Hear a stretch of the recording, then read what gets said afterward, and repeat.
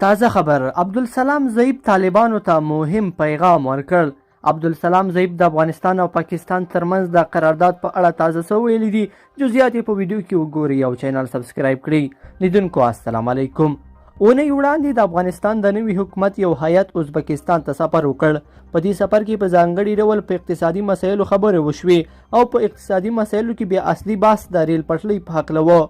د ریل پټلۍ په هکله مخکې له دې چې د نوي حکومت مسؤلین ازبکستان ته ولاړ شي، د ازبکستان ولسمشر ښاغلي شوکت میرزایوف هم خبرې کړې وې. د ازبکستان ولسمشر لږ مخکې د افغان چارواکو د سفر څخه وویل چې د ترمز ښار او پیښور ترمنځ د ریل پټلۍ د افغانستان لپاره خورا مهمه ده او په دې هیواد کې چې هر ډول حکومت راشي نو هغه به د دې اهمیت درک کوي. د افغان چارواکو د سفر موخه هم ټول اقتصادي چارې او مسایل وو.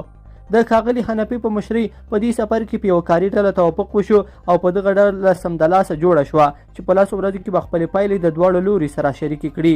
دا کاري ډله به د نورو اقتصادي مسایلو ترڅنګ په ریل پټلۍ هم بحث کوي. د ازبکستان د ترمز ښار څخه د مزار شریف او کابل څخه تیریدونکي ریل پټلۍ وروسته ځای به پیښور وي، ترڅو پیښور په دې ډول د ازبکستان د ترمز ښار سره وصل شي. خو پاکستان کې د افغانستان پخوانی سفیر ښاغلي عبدالسلام ضعیف په دې هکله یو ډیر مهم ټکي ته د حکومت د مشرانو پام راوړولو هڅه کړې ده.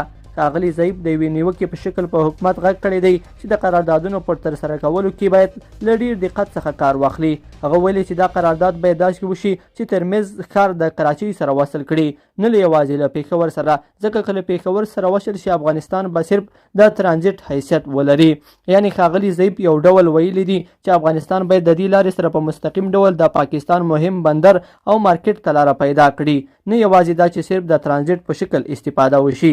لیدونکو په دې هیله چې دا مطلب به مو تر پایه لیدلی وي. کومه ویډیو خوښه شوې ویډیو لایک کړئ او چینل سبسکرایب کړئ. تر بیا ښه وخت.